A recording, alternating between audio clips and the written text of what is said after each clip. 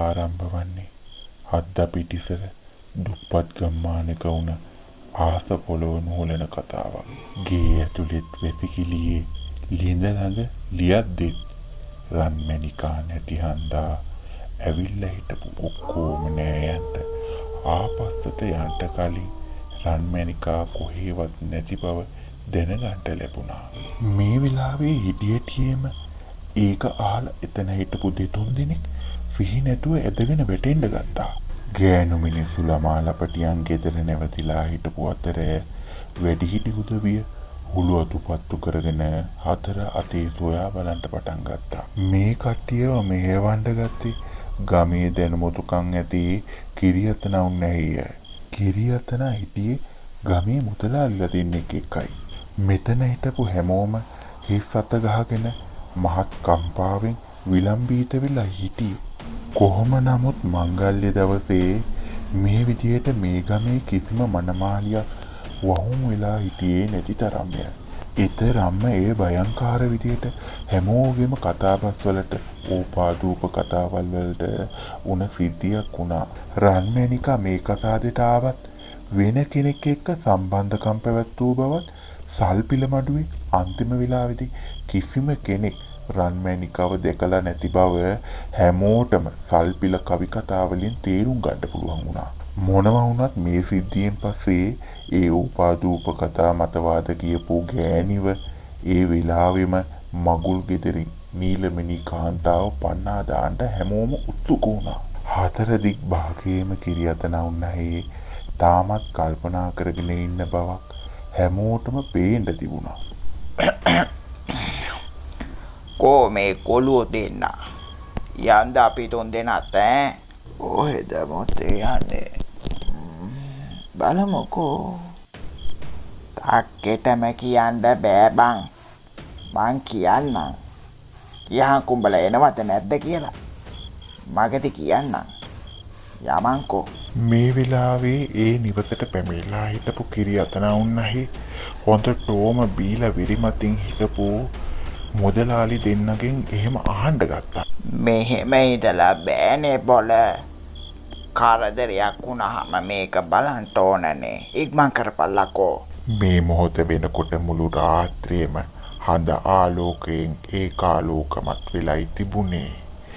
ඒලිය හන්දා ගත් කුලන් වල හෙවණැල්ල වැටිලා මලයකුම් ප්‍රේත පිසාච මල භූතයන් විදිහට පේන හඳ බල්ලන් හඳට උඩු පුරන්න පටන් ගත්තා. මොකද මුළු රාත්‍රියේම සැරිසරන නිසාචර සතුන් හඳ එළියට එතරම්ම කැමති නැති හන්දා. මේ කොහෙද කිරියතනා මොතේ යන්නේ?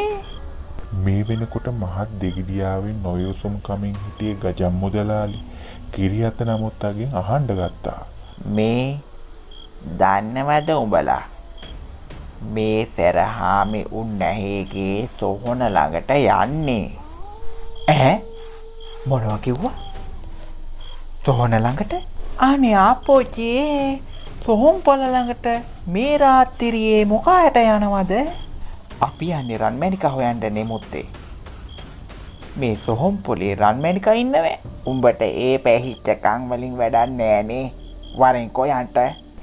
මේ වෙලාවේ දෙදෙනාම එකිනෙකාට අත්අල්ලගෙන මූණට මූණ බලා ගන්න ගත්තා. ඒ වෙලාවෙම මේ දෙන්නට මරපට යන තරමට මුත්‍රා බර හැදුනා. මේ වෙනකොට දෙන්නාගේම නලල් තලල් වලින් සට ගාලා දහඩිය හැරෙන්න පටන් ගත්තා. මාළුවෙද්දීෙන් ගොඩට දැම්මා වගේ සට ගාලා හද පපුව ගැහෙන්න පටන් ගත්තා. මේ වෙලාවේ කිරියතනවුන් නැහැ තමන්ගේ අතට මතුරලා මේ දෙන්නගේ ඔළුවට අත තිබ්බා. මේ ඔහොම හිටපන් පොඩ්ඩක්. ඕන් දැන් හරි. මං එක්ක යනකොට බය වෙන්න කාරි නෑ. තේරුණාද උඹලට? ඉතින් අහවල් කැංගේඩියකටද මේ ගොම්මන් වෙලාවේ තොහනක් උඩට යන්නේ මොත්තේ? මේ උඹ කට වහගෙන ඉන්නවද? ගියාම තේරෙයි මොකටද ආවේ කියලා. තාම දෙන්නම ගල් ගැහිලා ඉන්න ගමන්ම එහෙම අහන්න ගත්තා. මට එහෙම හිතුණා බං. යමන් දැන් භාගයක් ඇවිල්ලානේ ඉන්නේ. ආපස්සට හැරෙන එක නාකයි. දැන් ඉතින් කිරියතන උන්න හේගේ පස්සෙන් යනවා හැර වෙන කරන්න දෙයක් තිබුණේ නෑ මේ දෙන්නට. මේ වෙලාවේ මේ දෙන්න ආපස්සට හැරිලා තනියෙන් එන්න හිතන්නවත් බැරි තරමට බය වෙලයි හිටියේ. සෙරහාමිගේ සොහොන ළඟ ඝන අන්ධකාරයෙන් වැසිලායි තිබුණේ. ගෙඩි නැති වුණත් වවුල්ලු කැකුණ ගහේ පොරකන කෑගහන සද්දය ඇහුණා. ඒ සද්දෙත් එක්කම සොහොනට පිටුපසින් තිබුණ මහා දැඩි මාන පඳුර පිඳගෙන වල්ලූරුණාම්බෙක් සරස් ගාලා කැලේ තලාගෙන දිව්වා. මේ වෙලාවේ කිරියතනා මුත්තගේ පිටුපසෙන් හිටපු මුදලාලි දෙන්නා බය තවත් වැඩි වෙන්න පටන් ගත්තා. දැන් ඔය ගෙනාපු පන්තුම පත්තු කරලා ගනින් විජහට. මෙහෙම කිව්වේ හුරු පුරුදු කම කට මත රඳවගෙනයි. ඒ මේ අතත ගාමින් ආපු මුදලාලිලා දෙන්න ඉතා ඉක්මනින්ම පන්දම පත්තු කළා කිරියතන උන්නගේ අතට දුන්නා. පන්දම පත්තු කළා විතරයි. ඒ පන්දන් එළියෙන් ගජන්ගෙත් ඩිංගිරි මුදලාලිගෙත් මුහුණ හරියට කුණු වෙච්ච කජුලෙල්ලක් වගේ විරූප වෙලා හිටියේ. ඒ මදිවට මේ වෙනකොටත් තුන් කුණෙන් දාඩිය පොල්ල දාලායි දෙන්නටම තිබුණේ. මේ කොල්ලනේ මම ගෙහුන් එනකම් මෙතනට වෙලා ඉඳපල්ලා. මොකද උඹලා නිකන් තාක්කෝ මොකු වෙලා වගේ. නෑ අපි දෙන්නම්. අනේ සීවරනේ අපි දෙන්නම්. මේ වෙලාවේ බය වෙච්ච පාර මුදලාලිලා දෙන්න එකටම කියන්න ගත්තා.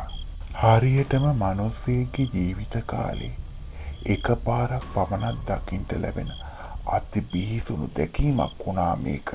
මේ වෙලාව වෙනකොට මුළු පරිසරයම විනාශ වෙන්න පටන් ගත්තා. ඝන අන්ධකාරය තවත් වැඩි වුණා. ගස් කොළන් සරසර ගාලා සෙලවෙන්න පටන් ගත්තා. රන්මැණිකාගේ නිසසල දේහය මගුල් ඇඳුම පිටින්ම පෙරහාමිගේ සොහොන උඩු බැලි අතට වැටිලා හිටියා. මුළු සරු ආංගෙම සුදු මැලි වෙලා තිබුණේ. ඇස් දෙක ගොරකමදුළු මෙන් රත් පැහැගැන්විලා තිබුණා. මේ මොහොතේ කවදාවත් දකින්න නොලැබෙන දර්ශනයක් කිරියතන උන්නහට දකින්න ලැබුණා. මහා කළු රෞද්‍ර පෙනුමක් තියෙන කළු පත දිග හැපින්නන් 3 දෙනෙක් රන්මැණිකාගේ ඇඟට නොනවත්වාම දෂ්ට කර කර පහර දෙමින් ඉන්නවා කිරියතනා දැක්කා. මේ මොහොතේ කර කියා ගන්නට දෙයක් නැතුව හිටපු කිරියතනා මුත්තට ඊවහා ගිය කෝපයක් වේදනාවක් හිතට නැගෙන්න පටන් ගත්තා. මේ අපරාධය නිසා රන්මැණිකාගේ ඇස් දෙක පුපුරලා ගිහින් ලේ ගලා යමින් තිබුණා. මේ භයානක සිද්ධිය දැකපු මුදලාලිලා දෙන්න මහා හයියෙන් කෑකෝ ගසලා විලාප තියන්න පටන් ගත්තා. ඒ සද්දි ගමේ 4 දිග් භාගෙටම ඇහුණා. මේ මොහොතේ මහත් කෝපයෙන් වේදනාවෙන් හිටපු කිරියතන මුත්තා පස් පිටක් අතට අරගෙන මතුරලා නාග හැපි නියන් 3 දෙනා ඉදිරියට කෝපෙන් මතුරා ගැහුවා. ඕ නමෝ සෝනියන් හේමණ්ඩ ගොර විෂ්ණු ෆීන් යව් තරණ පත්‍ර මිත්‍ර යොම් ආං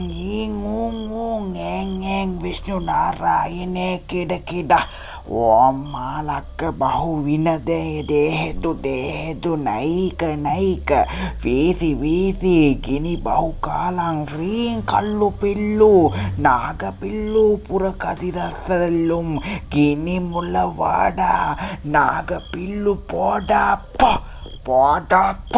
මේක හෙන ගහන අපරාධයක් බොලව් අහකට පලයව් තෝ පිතා මේ අන්තිම පාරට කියන්නේ පලයව් අහකට. මෙහෙම කියලා තවත් පස් පිටක් අතට අරගත්තු කිරියතන මුත්තා මහා බලගතු මන්ත්‍ර කොටසක් මතුරලා ගැහුවා විතරයි. පූස් පැටව්වාගේ හැපිනියන් කැලේ පීරාගෙන හිස් ලූලු අත දුවන්න පටන් ගත්තා. මේ වෙලාවේ මේ කලබ ගෑණි අස්සේ ඩිංගිරි මුදලාලිගෙත් ගජන්ගෙත් කෑ ගැහිල්ලා හන්දා ඒ අවට රන්මැණිකා හොයාගෙන හිටපු අයට ඇහෙන්න පටන් ගත්තා. හැබැයි ඒ වෙන කවුරුවත් එහෙම නෙවෙයි රන්මැණිකාගේ නෑදෑයෝ. හරියටම මේ වෙනකොට මධ්‍යම රාත්‍රියේ එකේ කණෙතමත් පහුවෙලයි තිබුණේ. මේ සද්දය ඇහිලා ආපු ඔවුන් මේ සිද්ධිය දැකලා මුළු ගම දෙවනත් වෙන්න විලාප තියන්න ගත්තා. ඒ සද්දෙට නිදාගෙන හිටපු සතුන් පවා ඇහැරුණා. රන්මැණිකාගේ මුළු සරුවාංගෙම හම පුපුරලා ලේ දෝරේ ගලා ඇලෙනවා. ඒ මහත් නාග විසට උණු දෙයක් බව කොයි කවුරුත් දන්න කරුණක් වුණා. මේ මොහොත වෙනකොට මුළු ගම් තුලානෙම අමු මහ සොහොන් පොලක් බවට පත් වුණා. ඒකට එකම හේතුව වුණේ රන්මැණිකාගේ මරණය විතරක් නෙවෙයි. ඇගේ අතගණ්ඩ හිටපු මනමාලයාද ඒ අසල තිබුණු අඹගසක එල්ලිලා බෙල්ලි වැලදාගෙන මැරී හිටපු හන්දා. අනේ අනිච්චම් මාගරට් බලහංකෝ වුණ දෙයක්. පාතාගෙන ආපු හැටියට දෙන්නම ඔතාගෙන ගිය හැටි. අනේ බලහංකෝ සොපියක් ඒක නේන්නම්. මෙච්චර දෙයක් මේ ගම් තුලානෙට වුණානේ. කවදා වෙච්ච දේවල්ද බම් මේ උනේ මේ ගමේ? මේ විදිහට ගම පුරාම අස්සක් මුල්ලක් නෑර ගස් යට කඩපිල් ගානේ ලීන් ළඟ දොළවල් ළඟ මේ කතාව හැම තැනම තටු ඇවිතින් පැතිරෙන්න පටන් ගත්තා. එදා දවස මුළු ගමේම මිනිස්සු උයා පියාගෙන කෑවා නොකෑවා වගේ තමයි හිටියේ. රන්මැණික සැරහාමිගේ සොහොන ළඟම ගිහිල්ලා මැරිලා වැටීමේ සිද්ධිය කිව්වේ කිරියත නවුන්නැයි. මොකද ගමේ මිනිස්සුන්ගේ බය නැති කර දාන්න ඕනේ අදහස හිතේ මුතුන්පත් කරගෙනයි. මේ කහපල්ලා රන්මැණිකා එළියට ගිය වෙලාවේ නයා ගැව්වා. බය හින්දා ඒකේ ආතපූත කඩාගෙන දුවලා ගිහින් තොහොන් පිට්ටනිය ළඟට වැටිච්චි. බොලව් ඒකිගේ ආයුෂ කෙටි. ඉතින් තීන්දු ගමන් ගියා නොවේ. කිරියත නමුත්තේ ඒක එහෙම නෙවෙයි නේද සිද්ධ වුණේ? ඒකනේ මා කියන්ට තැනුවේ. මේ වෙලාවේ ගජම් මුදලාලිත් ඩිංගිරි මුදලාලිත් කිරියත නමුත්තාගේ කනට ලං කරලා මේ විදියට ඇහුවා. කට මං කියන දෙයින් එහාට තොපි දෙන්න කටේ කෙලබිඳක් හෙලනවා එහෙම නෙවෙයි.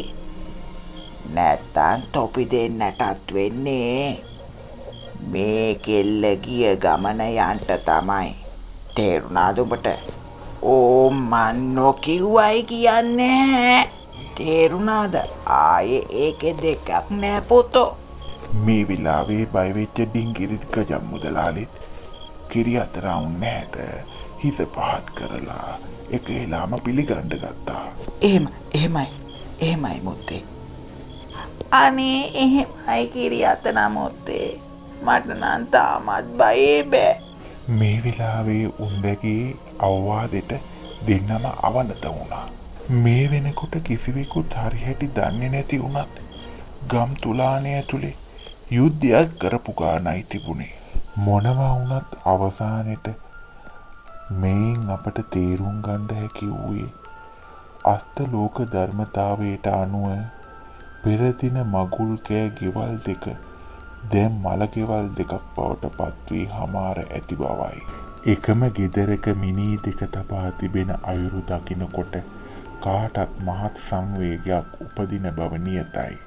අවට පහට ගම්වල උදවිය මේ වෙච්ච සිද්ධිය ගම්දනව් පුරා පැතිර ගොස් තිබූ නිසා විශාල ප්‍රමාණයක් ගැමියන් මේ ගෙදරට එක්කාසු වී තම සාතිසය සංවේගය පළ කිරීමට ඇවිත් සිටියා.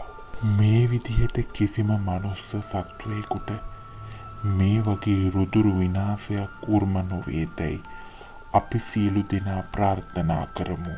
මේ සිද්ධියෙන් පස්සේ තාමත් අදටත් වර්තමානය වෙනකොට ඒ ගමේ මිනිස්සුන්ට මහත් කුතුහලයක් බයක්, ඒ වගේම අද්භූත සිද්ධියක් මේ විදියට අදුස්සමාන සෙවණැලි ආත්මවලින් මනුස්ස ජීවිත දැහැගන්න ආකාරය පිළිබඳ ප්‍රශ්නයක් නැගී තිබෙන බව අදටත් විරාජමානයි.